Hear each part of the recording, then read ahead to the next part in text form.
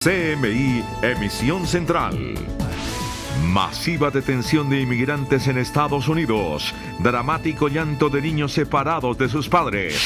Declarada emergencia nacional por hongo en el banano. Cargos a general retirado del ejército por pedir y recibir sobornos. Recapturan a ex integrante de las FARC que puso bomba contra Álvaro Uribe. Fiscal Federal de Estados Unidos ofrece ayuda de Estados Unidos para acabar con ELN. Vía Llano será reabierta el mes entrante. Así está hoy la Vía Llano. Hasta la Corte llega decisión sobre futuro del oso Chucho, hoy en Zoológico de Barranquilla. Condenan a 15 meses de cárcel a ciudadano que mató a bala a Príncipe, mascota de una familia. Presentan varios proyectos de ley para defensa de los animales. Encuestas sobre todos los ministros. Exitoso foro del Canal 1 en Tunja sobre futuro de la región. Desmantelan cartel del IVA. Defraudaron más de 2 billones de pesos. ONU pide consumir más vegetales y menos carne. Los magos más famosos del mundo se reúnen en un espectáculo llamado The Illusionist que aterrizó en Bogotá. Se los muestro al final de la emisión, así que no me fallen. Tenemos una cita. Buenas noches. Nuestros secretos de hoy. 1. Una nueva prueba de que la política es dinámica, pero sobre todo cambiante. 2. Se aprieta la carrera por la alcaldía de Bogotá. 3. ¿Quiénes son los candidatos que van adelante en la lucha por las alcaldías de Medellín, Cali y Bucaramanga? Primera ñapa. Segundo jalón de orejas del expresidente Álvaro Uribe al representante de su partido, Edward Rodríguez. Y mi ñapa, ¿por qué el ministro Botero de Defensa no fue a la celebración del bicentenario de la batalla de Boyacá? 1, 2, 3 y las 2 ñapas al cierre. Y en deportes, Colombia gana oro y bronce en atletismo de los Juegos Panamericanos. Cartagenero Urshela conecta 2 home runs con los Yankees de Nueva York. Terrible confesión de Mike Tyson sobre evasión a exámenes antidoping. Con Claudia Palacios y Margarita Ortega. Buenas noches. El estado Mississippi en Estados Unidos fue escenario en las últimas horas de la mayor redada contra migrantes indocumentados que se ha realizado en territorio de ese país en los últimos años. Las autoridades detuvieron a 680 personas que laboraban en fábricas de alimentos. Una niña se convirtió en el símbolo contra esta operación. The governments, please put your heart. Let my parents be free with everybody else, please. Don't leave the child with cryiness. Esta es Magdalena Gómez, una pequeña que llora desgarradamente tras conocer que su padre fue uno de los 680 inmigrantes indocumentados que fueron detenidos por las autoridades del Mississippi en lo que sería la redada más grande contra ciudadanos ilegales en más de una década. El operativo se llevó a cabo en 7 plantas procesadoras de alimentos ubicadas en distintas localidades de ese estado sureño. Today, as a result of the hard work of these men and women in law enforcement, we have set another record. This time in what is believed to be the largest single state immigration enforcement operation in our nation's history. Horas más tarde, las autoridades anunciaron que más de 300 personas fueron liberadas por causas humanitarias, entre ellas mujeres embarazadas y personas sin antecedentes de inmigración. Sin embargo, el resto de indocumentados que quedaron bajo custodia del Servicio de Inmigración y Control de Aduanas de Estados Unidos están siendo procesados con base en su historial criminal. Esta redada se da en medio de las crecientes amenazas del presidente estadounidense Donald Trump de realizar estas detenciones en las 10 principales ciudades de los Estados Unidos. En Colombia, el Instituto Colombiano Agropecuario declaró la emergencia nacional tras confirmar la presencia en La Guajira de un hongo que ataca al banano, conocido como Fusarium R4T, cuyos efectos son devastadores. La medida del gobierno nacional es con el fin de contener el hongo detectado en varios cultivos en el departamento de La Guajira. Son varios predios con 175 hectáreas afectadas, de las cuales ya se han erradicado 168. La emergencia nacional faculta al Instituto Colombiano Agropecuario a intervenir los cultivos de banano y tomar medidas inmediatas. Por el momento se pierde el estatus fitosanitario. Permitir ampliar las medidas al resto del territorio nacional, medidas como la vigilancia. La fruta no representa riesgos para la salud por su consumo. Tampoco se esperan afectaciones en materia de exportaciones. De tal manera que se pueda movilizar todo el aparato estatal, primero para hacer la contención en las 175 hectáreas afectadas en el departamento de La Guajira y lograr la prevención en el resto del territorio nacional. Cabe recordar que la producción nacional es de más de 400.000 hectáreas. La Fiscalía formuló cargos al general en retiro del Ejército, Jorge Romero, quien fue detenido por recibir presuntamente millonarias sumas de dinero a cambio de otorgar convenios con la Cuarta Brigada del Ejército. Tras su detención, el general retirado Jorge Romero fue presentado ante un magistrado del Tribunal Superior de Bogotá. En una audiencia en la que no se permitió el ingreso de cámaras de televisión, el ente investigador lo señaló de concertarse con una serie de contratistas para direccionar 26 convenios dispuestos para el mantenimiento de vehículos de la brigada, suministros de alimentación, entre otros fines. Se reunían antes de lanzar cada proceso, que se servían de proveedores y organizaban pliegues, al punto de que los mismos proveedores realizaban los pliegues. De acuerdo con la Fiscalía, el oficial se aprovechó de su cargo para obtener millonarias sumas de dinero que eran cobradas a los contratistas en porcentajes cercanos al 10% de cada contrato. Él mandaba dinero y ustedes pagaban a través de la adjudicación de contratos. La Fiscalía formuló los cargos de concierto para delinquir, interés indebido en la celebración de contratos, cohecho y peculado, cargos que no fueron aceptados por el general en retiro. Integrantes del CTI de la Fiscalía capturaron con fines de extradición por narcotráfico al exguerrillero de las FARC, Aldemar Soto, alias El Ingeniero, quien también tiene una condena pendiente por atentar contra el expresidente Álvaro Uribe. Aldemar Soto hizo parte de las FARC y estaba incluido en el listado de la Oficina del Comisionado de Paz como desmovilizado de la guerrilla. Los capturados fueron identificados como Alfredo Molano Cutiva y Aldemar Soto Charri. Ambos ciudadanos están solicitados por la Corte Distrital de los Estados Unidos. Soto ya tenía una condena de 20 años de prisión por su participación en el atentado de febrero 14 de 2003 con Casabomba en Neiva, que fue planeado contra el expresidente Álvaro Uribe. El exguerrillero fue dejado en libertad condicional luego de acogerse al proceso de paz y tras su recaptura, ahora tendrá que responder ante las autoridades norteamericanas. El gobierno de Estados Unidos ofreció al presidente Duque todo el apoyo que necesite su gobierno para desmantelar al ELN, agrupación a la que se refirió como una organización dedicada al narcotráfico.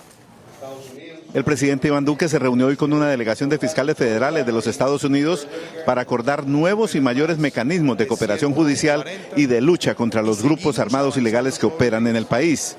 Al término del encuentro, el fiscal Zachary Terwilliger, vocero de la delegación, reveló que el propósito central es desmantelar al ELN, que según él tiene dominio territorial y control sobre el narcotráfico en Colombia. Let me be extremely clear on behalf of the United States. Colombia, President Duque has the full backing of the U.S. Department of Justice in our common cause of disrupting, disabling, and ultimately dismantling the ELN. El presidente Iván Duque, por su parte, reiteró su denuncia contra Nicolás Maduro, pidiendo que se le reconozca al gobernante venezolano como un dictador protector de los criminales.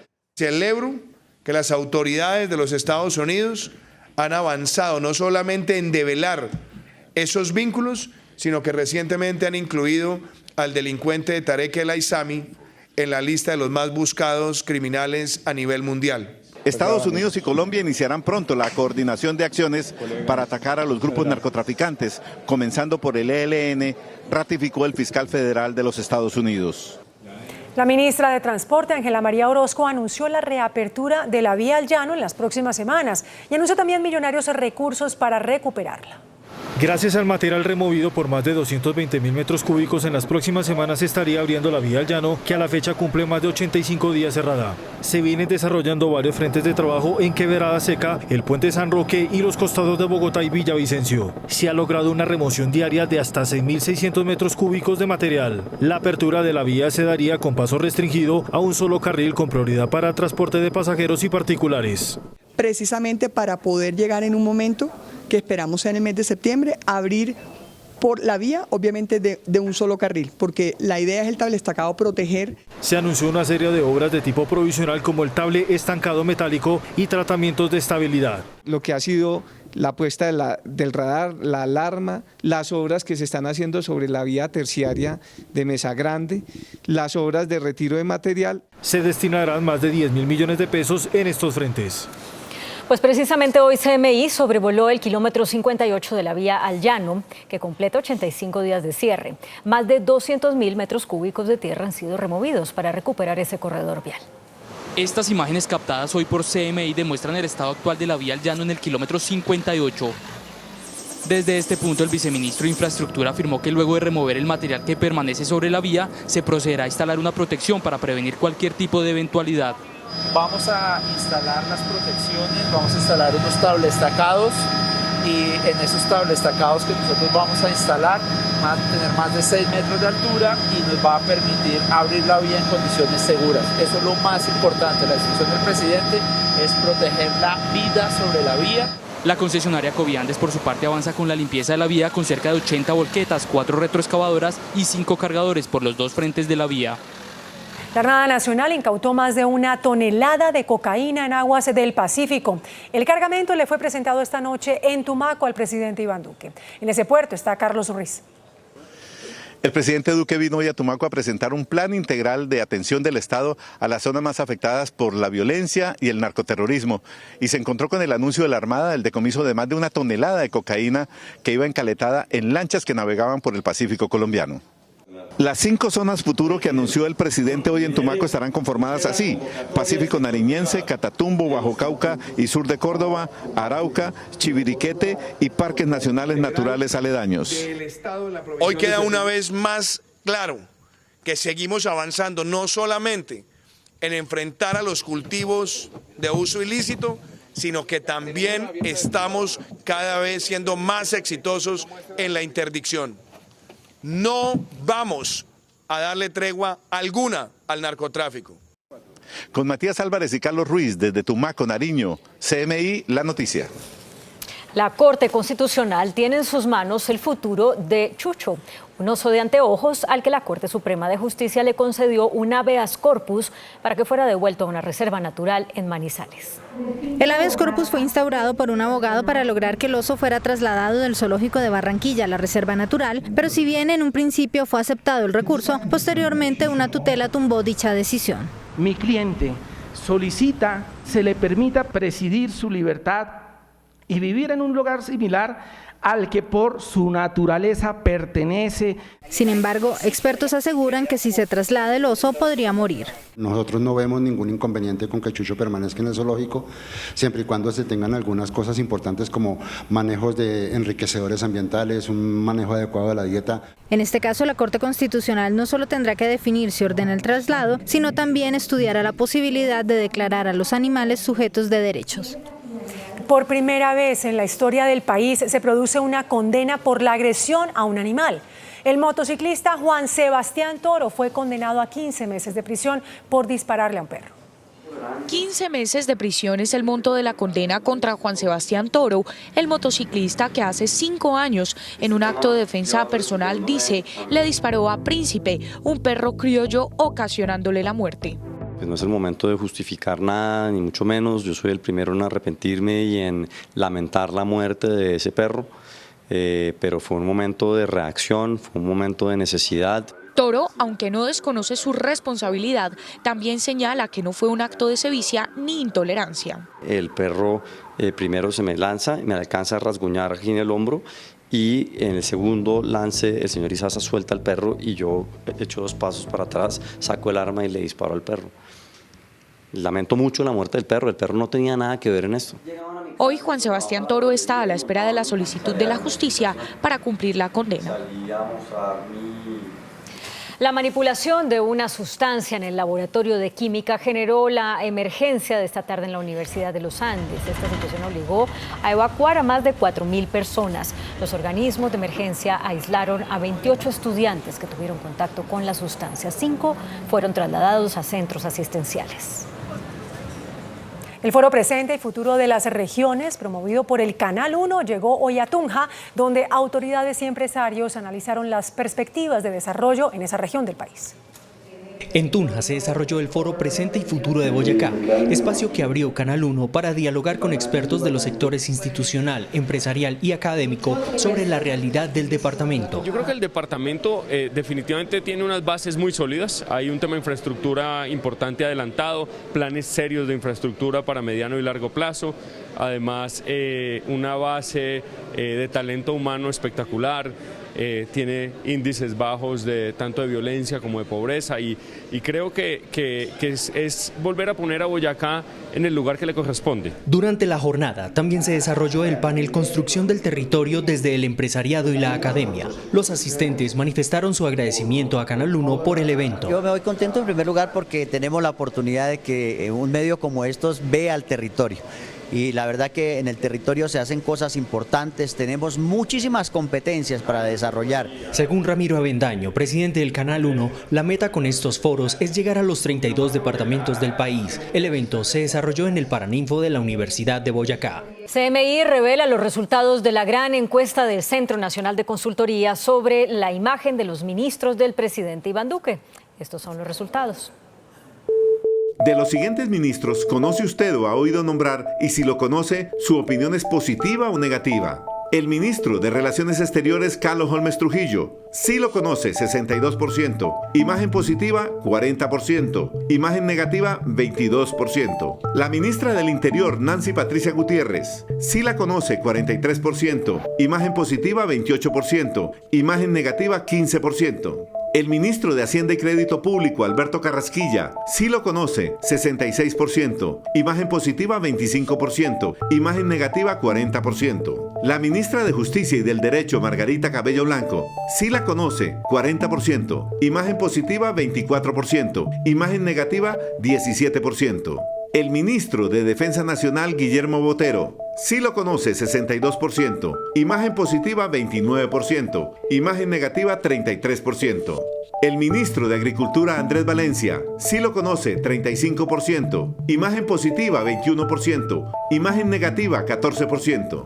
El ministro de Salud, Juan Pablo Uribe, sí lo conoce, 44%. Imagen positiva, 23%. Imagen negativa, 20%. La ministra de Trabajo, Alicia Arango, sí la conoce, 39%. Imagen positiva, 22%. Imagen negativa, 17%. La ministra de Minas y Energía, María Fernanda Suárez, sí la conoce, 33%. Imagen positiva, 16%. Imagen negativa, 17%. El ministro de Comercio, Industria y Turismo, José Manuel Restrepo, sí lo conoce, 27%. Imagen positiva, 20%. Imagen negativa, 7%.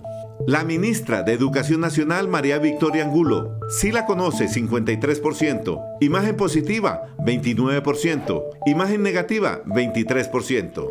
El ministro de Ambiente y Desarrollo Sostenible, Ricardo Lozano, sí lo conoce, 38%. Imagen positiva, 22%. Imagen negativa, 16%. El ministro de Vivienda, Ciudad y Territorio, Jonathan Malagón, sí lo conoce, 25%. Imagen positiva, 18%. Imagen negativa, 7%. La ministra de las TIC, Silvia Costaín, sí la conoce, 22%. Imagen positiva, 17%. Imagen negativa, 5%. La ministra de Transporte, Ángela María Orozco, sí la conoce, 54%. Imagen positiva, 28%. Imagen negativa, 26%. La ministra de Cultura, Carmen Vázquez, sí la conoce, 27%. Imagen positiva, 21%. Imagen negativa, 6%. Esta es la ficha técnica.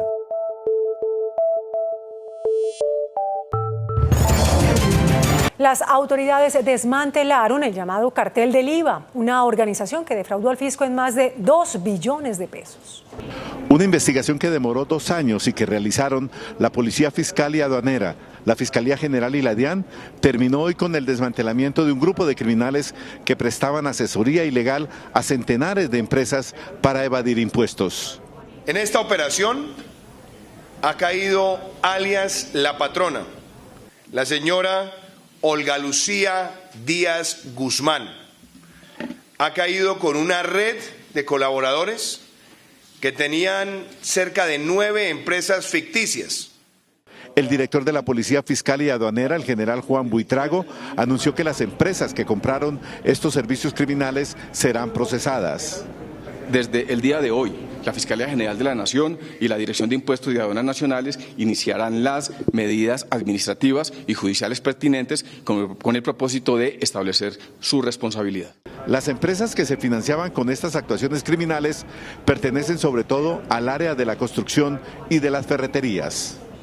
El Servicio Público de Empleo reveló que en Colombia 93.800 venezolanos se encuentran registrados en busca de puesto. Durante una reunión con las agencias de empleo del centro del país, la unidad explicó que la mayoría de los migrantes de Venezuela figuran inscritos en Antioquia, Cundinamarca, Bogotá, Atlántico y Los Santanderes. La Contraloría denunció que en el último año se han reportado 45 casos de muerte de menores de edad en La Guajira por desnutrición. La Contraloría General, que investiga los recursos de los programas de nutrición infantil en La Guajira, encontró que en el último año se registraron 45 muertes de niños indígenas por causas asociadas con desnutrición. Sigue habiendo mucha desnutrición y sigue muriendo de niños de hambre. Hay un tema que también es preocupante y temas culturales en los cuales comunidades muy alejadas a veces no confían en temas médicos y eso pues también llevan a que los niños se enfermen, pero siguen muriendo de los niños por esa circunstancia. Las investigaciones en La Guajira incluyen el uso dado a 905.000 millones de pesos del Sistema General de Participación, girados en los 3 últimos años a 860 resguardos indígenas. Le dicen necesitamos, por ejemplo, una lancha o un bote, y cuando vamos a vernos que se perdió, no sé qué, ahí es donde abrimos los procesos, porque los recursos a veces se pierden. Por desnutrición, en 8 años han muerto en La Guajira 4.770 niños, la mayoría guayús, según la Contraloría General. La Aerocivil anunció un plan de mejoramiento para 13 aeropuertos del país. La entidad desembolsará más de 30.000 millones de pesos para obras civiles en las terminales. Se hará mantenimiento en pistas, calles de rodaje, edificaciones, zonas de seguridad en los aeropuertos El Dorado de Bogotá, Simón Bolívar de Santa Marta y Antonio Nariño de Pasto. El índice de capitalización de la bolsa, que mide el comportamiento de las 20 principales acciones, cerró al alza. El índice de capitalización de la Bolsa de Valores de Colombia subió 2,16% a 1.545 puntos. La acción preferencial de Avianca fue la que más subió, con una valorización de 6,27% a 1.695 pesos. La acción que más cayó fue la del BBVA Colombia, con una pérdida de 0,32% a 315 pesos. La acción más negociada de la jornada fue la de Preferencial Bancolombia, al movilizar más de 43.000 millones de pesos. Y el dólar cerró a la baja. Indicadores económicos en CMI. La tasa representativa del mercado que regirá para mañana viernes será de 3.394 pesos con 61 centavos. Los profesionales del cambio compran la divisa en promedio en 3.100 pesos y la venden en 3.150 pesos. Un euro cuesta 3.768 pesos con 50 centavos. La libra de café en Nueva York se cotizó a $1. El azúcar se transó en 11,46 centavos de dólar la libra. El barril de petróleo WTI se cotizó en $52 con 70 centavos. La referencia Brent para Colombia se cotizó en $57 con 77 centavos. Una acción de Ecopetrol cuesta 2.825 pesos. La Organización de Naciones Unidas recomendó consumir más vegetales y menos carne para ayudar a frenar el cambio climático. Un cambio global en la dieta para luchar contra el cambio climático es el último pedido de expertos de la ONU. En el informe, la organización afirma que adoptar dietas más sanas y equilibradas a base de verduras y frutas y un menor consumo de carne pueden ser la clave para reducir las emisiones de monóxido de carbono hasta en un 10%. Actualmente, entre un 25 y 30% de la comida que se produce en el planeta se desperdicia y representa el 8% de los gases de efecto invernadero producidos por el hombre. Las Naciones Unidas recomiendan mejorar las prácticas agrícolas, cuidar los bosques para que no sean vulnerables a sequías y la puesta en marcha de políticas que reduzcan el desperdicio de alimentos. El presidente Donald Trump dijo que el problema de Estados Unidos no es China, sino la Reserva Federal. El mandatario estadounidense hizo la afirmación en medio de su campaña de presión para que la Reserva Federal reduzca las tasas de interés, que en este momento están en 2,25%. Y en los estantes de varios supermercados de Estados Unidos ya se promocionan mochilas antibalas a un precio de casi $150. La venta de estos artículos de defensa y protección personal se da tras los recientes tiroteos que dejaron más de una veintena de muertos en distintas zonas de ese país. En Montana, también en Estados Unidos, al menos 10 rayos impactaron en pocos segundos el mismo lugar durante una fuerte tormenta. Un residente logró captar estas imágenes, cuenten ustedes, en las que se puede apreciar el cielo cubierto de nubes grises y un rayo tras de otro.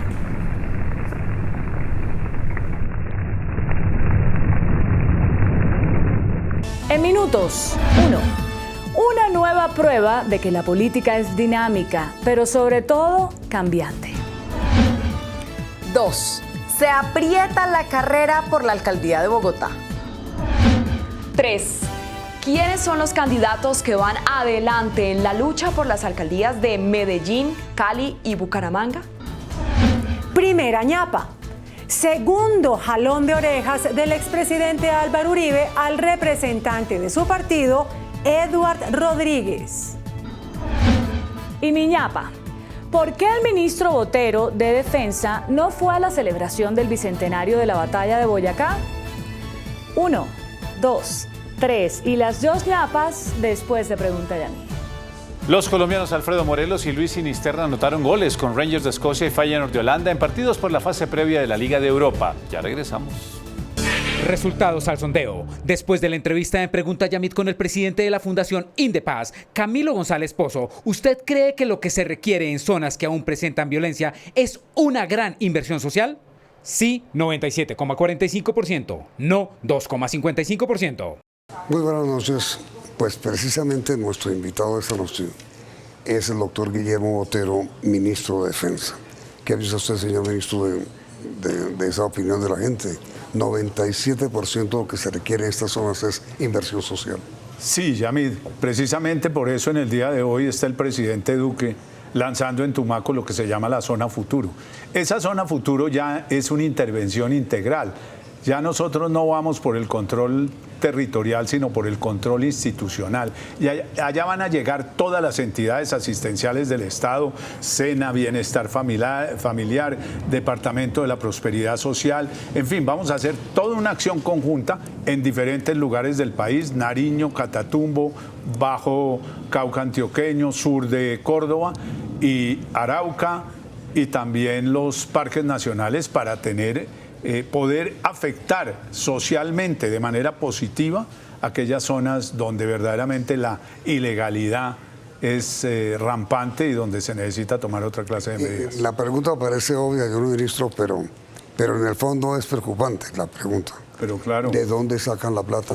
No, es que las entidades asistenciales tienen recursos, el Bienestar Familiar tiene recursos, el Departamento de Prosperidad Social de la Presidencia tiene recursos, el SENA tiene recursos y bastante cuantiosos porque se nutre de todos los parafiscales, de los demás de salario integral y de los funcionarios públicos, tiene un presupuesto grande y holgado. Es decir, va a haber inversión social alta en estas zonas. Claro, va a haber, y por eso lo está lanzando o lo lanzó el presidente hoy en Tumaco. Y lo hemos denominado Zona Futuro. ¿Y usted por qué no está allá?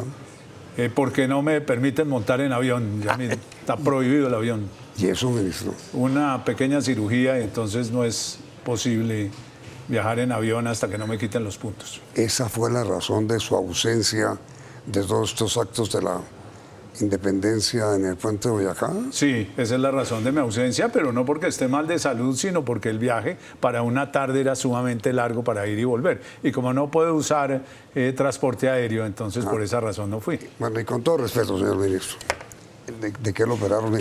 Un tumor en la glándula parótida, es un tumor pequeño, pero la incisión es bastante grave porque el riesgo que tiene esas cirugías es afectar el nervio facial, que uno no se quede sonriendo y yo soy bien sonriente. ¿No puede montar en avión cuánto tiempo? No, mientras me quitan los puntos. No, 2, 3 días. Un poquitico más de pronto. Bueno, pero... Vamos el médico a ver cuándo decide. Pues bueno, ministro, si quiere se quitó ese dolor de cabeza encima y está otra vez al frente de su despacho. Sí, señor, verdaderamente los días de incapacidad fueron mínimos. Ahora, está usted, señor ministro, presentando en general en los medios un balance de su gestión. ¿Usted qué destacaría como lo más importante que ha hecho en este año? A ver, Yamil, yo diría que nosotros cambiamos el enfoque y la estrategia. Verdaderamente, la seguridad era un tema que se estaba mirando de una manera diferente. Nosotros le dimos un giro total. Verdaderamente teníamos una situación sumamente compleja, no había el suficiente conocimiento por parte de la sociedad civil, por parte de la opinión pública, y hubo que cambiar toda la estrategia. Y comienzo por decir que la situación de narcotráfico era la más grave que ha tenido el país en toda su historia. 209.000 hectáreas según una medición y 172.000 según la otra. Cualquiera de las cifras desbordan cualquier cálculo que se hubiera hecho en el pasado. Ni hace 30 años que la situación era tan compleja, con mafias, bombas, asesinato de jueces, de civiles, de policías, de un sinnúmero de personas, que era una inseguridad total. Llegamos a tener ese volumen de cultivos ilícitos y de producción de cocaína. Y era, entre otras, un país que no consumía. Hoy en día el país tristemente se ha vuelto consumidor. Eso nos implicó diseñar toda una estrategia novedosa, diferente, que llegara a muchísimos lugares del país. Aquí siempre se ha dicho, Yamid, que ha habido más territorio que Estado. Y en eso algo de razón tienen los que han hecho esa afirmación. Nosotros estamos pasando de un control territorial a un control institucional, que es precisamente lo que le acabo de describir, que acaba de lanzar hoy el presidente Duque en la ciudad de Tumaco, las zonas futuro. ¿Y de qué manera, señor ministro, es que el gobierno, el Estado, el gobierno logró el descenso mínimo, pero al fin y al cabo descenso en los cultivos de droga, de coca, ¿no? Primero, metiendo grupos erradicadores de manera significativa. Nosotros hoy en día tenemos 100 grupos erradicadores y el 15 de octubre tendremos 150 grupos erradicadores. ¿Y las minas estas? Pues hemos entrado con todos los batallones de desminado a buscar seguridad. No obstante, tenemos en este gobierno 11 muertos y 85 personas heridas, muchas de ellas mutiladas. Pero estamos haciendo un gran esfuerzo y logramos cambiar la tendencia. Vea, Yamid, eso es como hacer girar un transatlántico. Eso no se daba fácilmente. Eso es de una complejidad inmensa, con unos intereses de narcotraficantes por todos los lados, atacándonos, golpeando la fuerza pública, inventando historias que no son ciertas, muchas de ellas. Es decir, ha habido ataques de toda clase por parte de personas malintencionadas por esa labor que estamos haciendo contra el narcotráfico. Y del narcotráfico se desprenden un sinnúmero de actuaciones criminales, como también se desprende de la minería ilegal. Ahora, señor ministro, después de comerciales, este descenso en los cultivos de coca está descartando por ahora el uso del glifosato o no, después de comerciales. El fallo de la Corte Constitucional realmente poco cambió con respecto a lo que existía, pero sí les abrió una puerta para aplicar el glifosato. ¿Cómo va eso? Es una puerta amplia, Yamid, porque dice que el estudio que se tiene que entregar sobre nocividad y principios de precaución no tiene que ser un estudio absoluto, porque verdaderamente el estudio absoluto era un imposible y nadie podía afirmar que eso no tenía afectación sobre el medio ambiente o que no iba a tener afectación sobre una persona determinada. Eso no se lo podía decir a usted en ningún centro de investigación. Yo creo que la Corte, en ese auto que profiere, pues abre una puerta diferente, dice que debe haber unos estudios para no afectar, pero no tiene ese carácter categórico. Esto nos abre la puerta para llevar al Consejo Nacional de Estupefacientes una nueva decisión para comenzar a asperjar. Asperjar es un tema complejo, pero estamos dispuestos a hacerlo. ¿Qué quiere decir una nueva decisión? El Consejo Nacional de Estupefacientes había suspendido en el pasado la aspersión aérea. Se necesita cambiar esa decisión y eso se va a llevar oportunamente al Consejo Nacional de Estupefacientes. ¿Por qué no lo han llevado todavía? Porque el estudio era supremamente complejo. Precisamente al modular con este auto, la Corte Suprema, la sentencia 236, nos permite tener más posibilidades de entregar unos estudios sumamente serios que demuestran que no se va a afectar ni el medio ambiente ni la población civil. Ahora, señor ministro, hay una cosa que yo realmente no entiendo. Si el gobierno tiene mayoría en el Consejo Nacional de Estupefacientes, mayoría de miembros, quiero decir, ¿por qué no han dictado? No, porque es que uno no puede ir en contra de la Fiscalía, uno no puede ir en contra de la Procuraduría, y hay otros entes que son unos entes sumamente importantes. Uno necesita prácticamente desde el punto de vista político una decisión casi que unánime, Yamil. Sobre todo en un tema que es tan debatido en el país. En un tema, digamos, sobre todo cuando hay pruebas internacionales de que el glifosato sí hace daño al ser humano. No, ha habido demandas que se han perdido, pero no hay pruebas. Yo le muestro a usted estudios del gobierno canadiense que dice que no tiene ninguna implicación. Y vuelvo y repito lo que tantas veces he dicho. Aquí hay una doble moral para el glifosato, para los cultivos ilícitos versus los cultivos lícitos. Aquí se fumigan más de 2 millones de hectáreas a lo menos 2 veces al año, en café, en caña, en maíz. Ya no en sorgo, que se ha bajado la producción, pero es el gran herbicida. O sea, allí nadie ha dicho, los cañicultores no van a salir a decir que se prohíba el glifosato. Mire lo de Sri Lanka. En el Sri Lanka lo prohibieron para el té en el 2015. Fue tal el problema que tuvieron con el crecimiento de las hierbas que 2 o 3 años después tuvieron que reversar la decisión. Pero mire, esto, el asunto es que con respecto a esa tesis suya, que es bien conocida, de que el glifosato se utiliza en los cafetales inclusive, el tema, quienes están en contra del uso del glifosato dicen que el asunto no es que el glifosato se utilice en la agricultura diaria, sino que se fumigue toda una zona, que ese es el riesgo. Sí, pero es que hoy en día, vea, de cuando se suspende aquí la fumigación aérea, la aspersión que llamamos, a hoy la tecnología ha cambiado totalmente. Hoy en día las boquillas de fumigación son de ultra bajo volumen, de una gota mínima, con muchísimo más adherencia sobre la hoja, no necesita uno afectar zonas aledañas. Es decir, se puede hacer de muchísima mejor manera. Pero mire, esta es la magnitud de los cultivos, pues los datos que acabamos de mostrarle aquí al público, que tenemos muchos lugares donde fumigar, Yamil. No es que vayamos a fumigar todo el país, vamos a fumigar apenas una parte y lo demás continuaremos con nuestros 150 grupos erradicadores. Ojalá lo podamos llevar a 200, de manera tal que efectivamente en las mediciones al terminar este año bajen significativamente el número de hectáreas cultivadas. Y ahí comenzamos a arreglar el problema más grave que tiene el país, que se volvió un problema de seguridad nacional.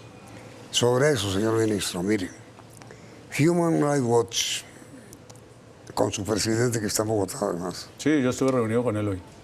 Él dice que en el Catatumbo hay una guerra civil. Esa pregunta, señor ministro, y lo que usted habló con el señor Vivanco para mañana. ¿Acepta usted? Pero claro, Yamil, con el mayor de los gustos. Usted es muy querido, ministro. Mañana continuamos el diálogo con el señor ministro Guillermo Botero de Defensa. Por hoy los invitamos a ver nuestro tradicional 1, 2, 3. Nuestros secretos de hoy. 1.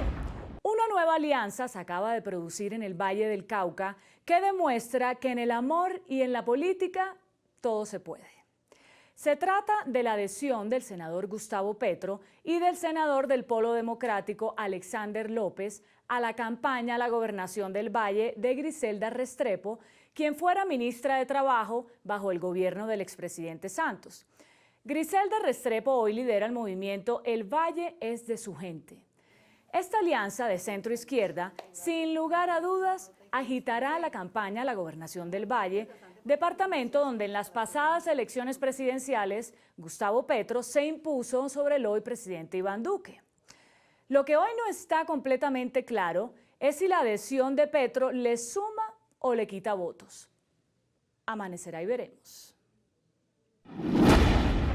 2. Se revela la más reciente encuesta de Guarumo sobre la intención de voto a la alcaldía de Bogotá. Guarumo reveló que aunque Claudia López sigue liderando la contienda con el 28,1%, en comparación con la medición anterior bajó 6 puntos. Es la única de los 4 candidatos que baja. Carlos Fernando Galán está con 17,2%, con lo cual ha logrado recortar la diferencia, pero no es el único. Miguel Uribe no solo creció, sino que redujo distancias. Ahora tiene un 14,4% de la intención de voto, ubicándose en el tercer lugar y a 3 puntos de Galán. Veamos cómo le fue al alcalde Enrique Peñalosa. Aprueba 39,8%.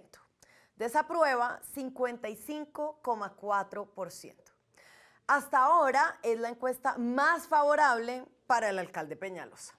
Hay que anotar que es la única hecha presencialmente, es decir, casa a casa, cara a cara. 3. ¿Quiénes encabezan la lucha por la alcaldía de Medellín? Según la encuestadora Guarumo Ecoanalítica, las cosas van así. Primero, Alfredo Ramos, del Centro Democrático, 40,1%. Segundo, Jesús Aníbal Echeverry, del Partido de la U, 6%. Tercero, Daniel Quintero, Independiente, 4,8%. Mejor dicho, Ramos virtual nuevo alcalde. Y al actual alcalde de Medellín, Federico Gutiérrez, ¿cómo le fue en esta calificación? Aprueba su gestión 68,4%, desaprueba 25,8%. Veamos Cali. Primero, Jorge Iván Ospina, del Partido Verde, 28,6%. Segundo, Roberto Ortiz, del Centro Democrático y el Partido Conservador, 26%. Tercero, John Michael Maya, de la Alianza Social Independiente, 4,4%. Álvaro Alejandro Eder, de Compromiso Ciudadano, 3,5%. Mejor dicho, en Cali, lucha cerrada entre Ospina y Ortiz, verdes contra uribistas y azules. Y la calificación al actual alcalde Maurice Armitage: aprueba 38,9% y desaprueba 41,9%. Veamos ahora Bucaramanga. Primero, Sergio Isnardo Muñoz, del Movimiento Indígena Maíz, 15,2%. Segundo, Jaime Andrés Bernal, del Movimiento Colombia Justa Libres, 12,4%. Tercero, Giancarlos Albernia, de Reivindicación Étnica, 7,9%. Competencia limitada prácticamente a Muñoz y Bernal. Calificación del actual alcalde Rodolfo Hernández: aprueba 71,4%, desaprueba 23,7%. Le fue bien al alcalde en la Ciudad Bonita. A continuación, la ficha técnica de la encuesta de Guarumo.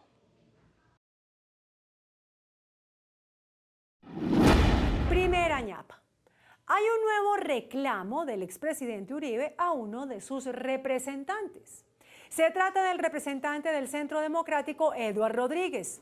Presentó un proyecto que pretendía imponer un nuevo cobro a los dueños de vehículos distinto al SOAT. El senador, expresidente y jefe único del Centro Democrático salió a desautorizarlo. Escribió en su cuenta de Twitter lo siguiente, abro comillas: el Centro Democrático no apoya nuevos costos similares al SOAT. Se necesita todo lo contrario, racionalizar el costo y evitar evasión, cierro comillas. Esta es la segunda desautorización al mismo representante. Antes lo obligó a retirar un proyecto que buscaba limitar la libertad de cátedra en los colegios. Como que al honorable parlamentario le tienen lupa puesta, y con razón. Veremos si con este nuevo jalón de orejas el representante Rodríguez también retira esta iniciativa. Y Niñapa, la ausencia del ministro de Defensa, Guillermo Botero, a la ceremonia del bicentenario de la batalla de Boyacá tiene una explicación. El ministro acaba de ser sometido a una intervención quirúrgica para remover un tumor benigno en la glándula parótida. Si bien su posoperatorio ha sido satisfactorio y el ministro ya está reincorporado a sus labores, sus médicos le recomendaron no someterse a un viaje relativamente extenuante, ir y volver en media tarde al puente de Boyacá. La prueba más fehaciente de que Botero ya está en perfecto estado es que en los últimos días ha firmado decenas de decretos y resoluciones, y hace un momento estuvo aquí en Pregunta Yamín. Todos los militares pueden estar tranquilos. Las resoluciones no incluyen ninguna destitución. Por ahora. Hasta mañana. Que descansen.